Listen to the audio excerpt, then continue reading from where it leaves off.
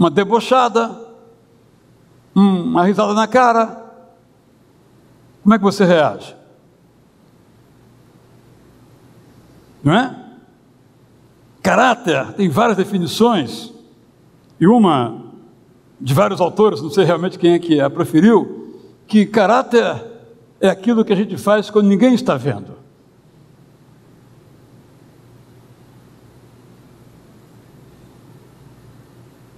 Não é? Tem alguém me vendo com um lixo aqui na mão? Porque eu vou colocar na lata do lixo. Mas não tem lata do lixo tão perto. E ninguém está vendo. Né? Mãozinha cai discretamente. E às vezes um mau caráter nos vê. Ó, caiu um papel da sua mão.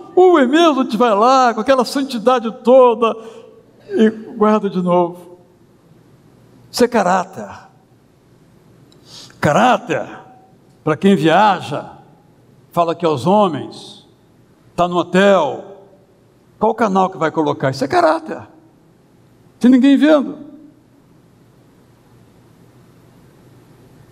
Caráter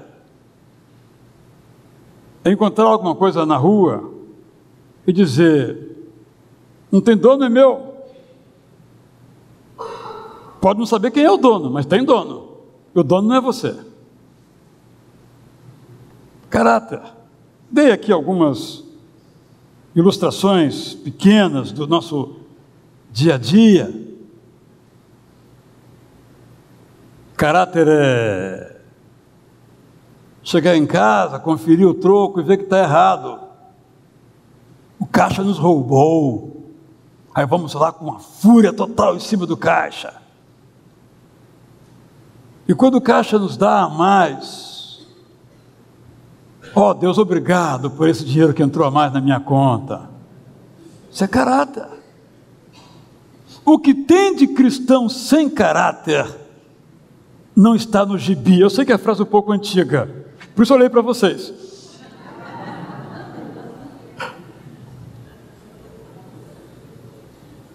Sabe por quê? Porque há pessoas que acham que a conversão, ela em si mesma já é a transformação. Não, a conversão é a salvação.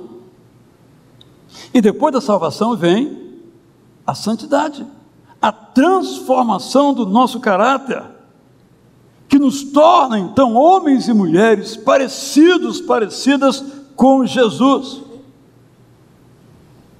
A nossa educação moral implica não em estar preocupado com o que as pessoas dizem, o que é certo e errado, porque a porteira vai se alargando e o próprio direito acaba regulamentando o chamado direito consuetudinário. Os costumes se tornam verdadeiros, embora antes fossem errados, mas o caráter de Jesus não muda. Esse deve ser o meu alvo, esse deve ser o seu alvo.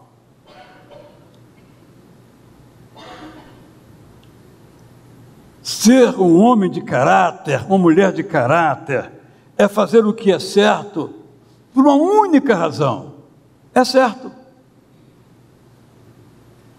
Se tem recompensa, é secundário. Na verdade, uma pessoa que acha uma carteira recheada de dinheiro, devolve e tem uma recompensa, não deveria ser recompensada, mas é tão raro que é, porque se o dinheiro foi deixado ali, não é seu, é sua obrigação, digamos assim, devolver, não é seu, não lhe pertence. Mas quando alguém faz isso, sai nos jornais. E quando a pessoa não dá assim uma gratificação bacana de uns 20%, porque cara, pão duro, miserável, ia perder 5 mil, pegou tudo de volta, não deu nem 500 para a pessoa, porque como se aquilo fosse algo que merecesse ser premiado. Está bem que seja, claro, mas estou dizendo que é tão raro que as nossas próprias atitudes nos traem. Eu vou dizer uma frase aqui bastante forte. Um cristão sem caráter ainda não é um cristão. Porque ser cristão é um processo que começa com a conversão e continua. Ser cristão implica em coragem de andar na contramão. Simbolicamente falando, um cristão não deve dirigir o carro na contramão, mas é apenas viver na contramão do que o mundo diz, que o nosso país é outro. Não é esse o nosso país.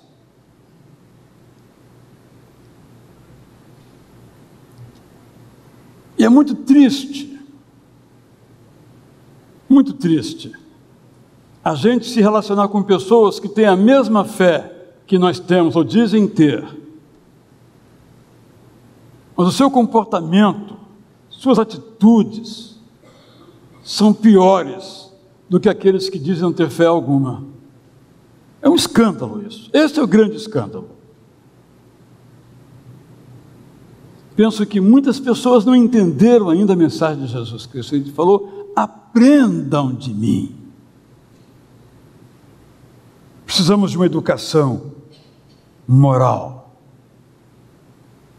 de um entendimento que inclui a ideia de que não somos salvos por nossa perfeição moral. Somos salvos exatamente por nossa imperfeição moral. Mas somos salvos para buscar a perfeição moral. O legalista acha que alguém é salvo porque é perfeito. Mas a Bíblia diz que nós somos salvos porque não somos perfeitos para que sejamos perfeitos. Não é uma diferença meramente de fatores na linguagem, é uma diferença enorme. Nós não podemos por nós mesmos ser perfeitos, mas podemos participar da escola de Jesus, da academia de Jesus, rumo a essa perfeição. Precisamos de homens e mulheres de Deus, cuja palavra que ela profira, que ele profira, seja sempre e apenas a verdade. Precisamos de homens e mulheres de Deus, que não roubem horas de trabalho do seu patrão, batem o ponto, mas não trabalham, por exemplo. Precisamos de homens e mulheres de Deus que quando falam sim, é sim. Amanhã eu venho, e amanhã vem. Não você telefona, ela diz: eu ia te ligar, a minha sogra morreu. Inventa uma mentira, você depois sabe que é uma outra, deve ter umas 10 sogras, algumas pessoas. Mas cheio de versículo bíblico na boca. E até de músicas. Precisamos de homens e mulheres de Deus que tenham caráter, que isso se aprende na escola de Jesus. Precisamos também de uma educação emocional, educação intelectual, prazer em conhecer, educação espiritual, desejo de conhecer mais de Deus para ter a mente bíblica, educação moral para nos parecermos cada dia mais com Jesus, e não menos, mas mais próximos de Jesus e não mais distantes, e de uma educação emocional, cujo objetivo seja o alcance da serenidade.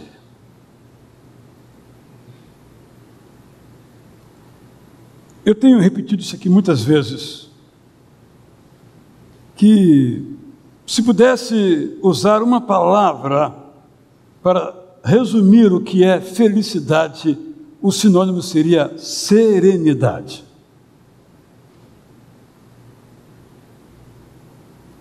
Às vezes é uma palavra que nos soa um pouco passiva, mas eu a penso como ativa. Serenidade é a capacidade de reagir de modo adequado às coisas que nos acontecem. Serenidade, como na oração de Reinhold Niebuhr, é saber que há coisas que nós não podemos mudar. Temos que aceitar. Serenidade é discernimento para saber o que devemos mudar e o que nós devemos aceitar. Mas, pouco mais ainda, a felicidade implica em rejeitarmos as heranças ruins que nós recebemos. Nascemos e aí nós começamos a ter experiências na vida, boas, ruins. Ontem eu fui celebrar um casamento, tarde e noite. E aí, depois dos casais de padrinhos, entraram as daminhas, e eram 3 daminhas. A primeira veio bem devagarzinho, quando ela viu o público, simplesmente estancou e chorou convulsivamente até encontrar o colo da sua mãe. A segunda olhou para a plateia, fez assim, tipo, estou aí, gente, olha eu aí. E a terceira ignorou a plateia e levou lá o que ela tinha que levar. Fiquei pensando sobre isso. São 3 crianças, não as conheço, diferentes. Como nós somos diferentes uns dos outros. Por alguma razão, o que para uma era uma festa, para a outra era um matadouro. Era um sofrimento, um sacrifício. Mas agora então vamos pegar essa menininha que chorou, que deu, segundo possivelmente os pais e adultos, um papel ridículo. Como é que ela foi recebida, como é que ela foi acolhida? Talvez alguém lhe diz, você é uma idiota, hein? Que boba que você é, hein? Chorar aqui no meio de todo mundo. Aquilo ficou gravado. Talvez alguém diz, minha filha, vem cá, você está bem, mamãe está com você aqui, que bom que você veio aqui ser da minha hoje, não é? Nunca se esqueça que foi tão bonito você estar aqui. Guardou, gravou. Só para ilustrar esse caso, possivelmente essa menininha vai levar, sem saber, sem ter uma consciência formal ou evidente disso, aquela experiência, entre aspas, traumática daquele momento, aquele vacilo, aquela falha, aquele ridículo papel que ela fez para o resto da vida.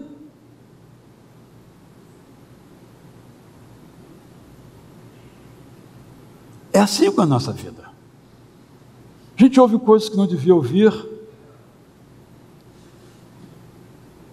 quando criança, brigas que não deveria assistir, inseguranças que não devia experimentar, mentiras ditas como verdadeiras, rejeições. Quantos nós aqui fomos rejeitados quando nós nascemos?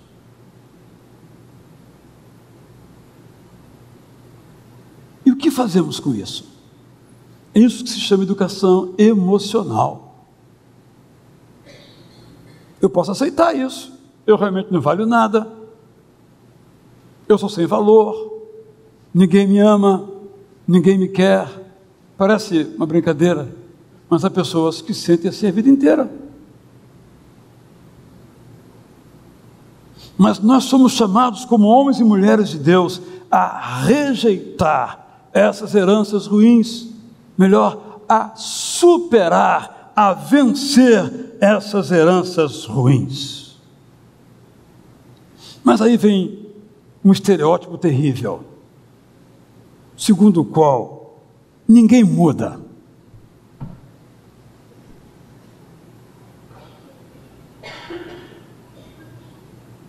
Mas nós podemos mudar.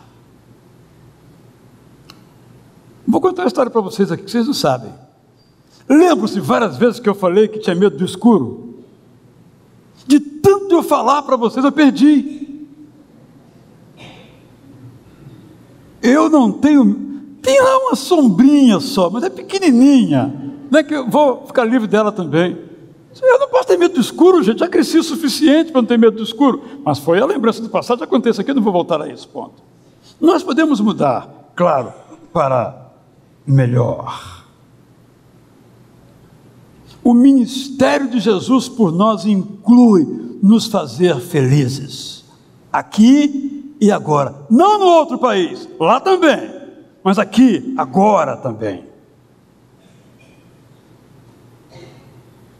Mas, irmãos, há pessoas que, desculpe o que eu vou dizer, se escondem através da sua fé para não mudar.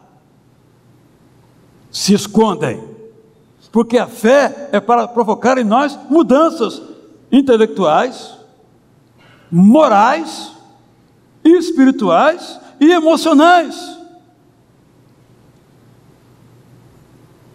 Uma igreja, espero que essa aqui seja, deve ser uma escola de saúde emocional, não para fazer cristãos doentes, mas cristãos saudáveis.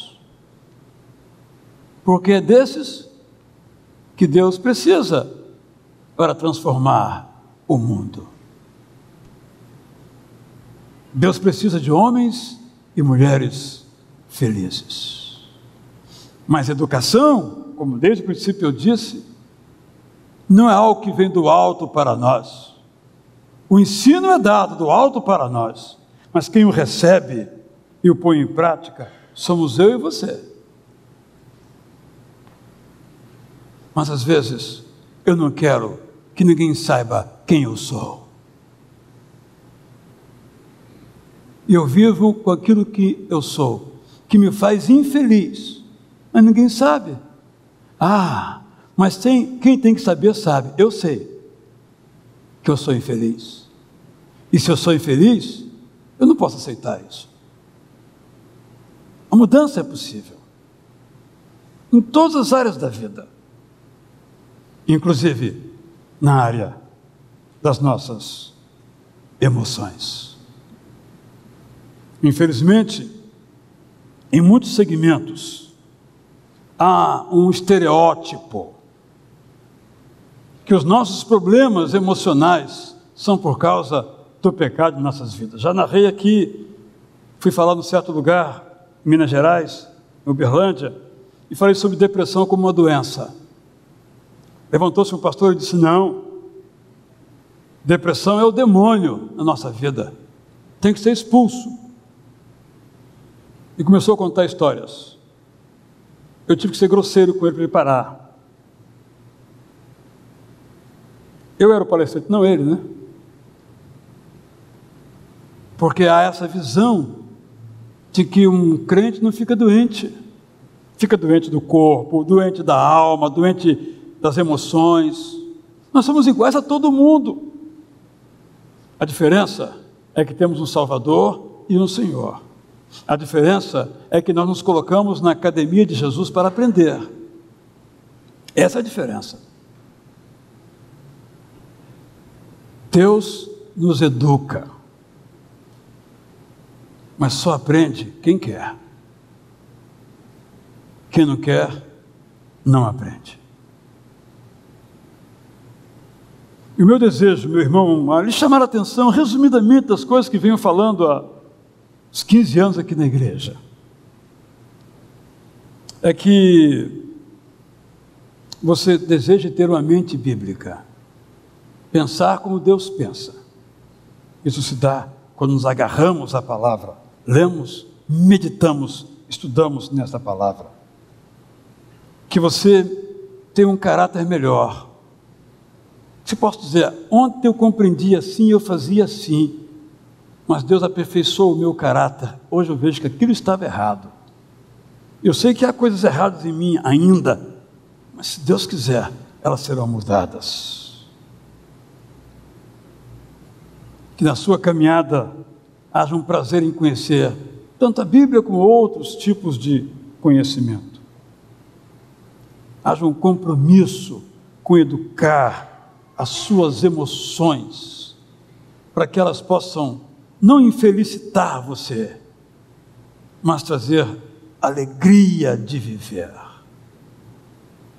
Eu vim para que tenham vida e vida em abundância.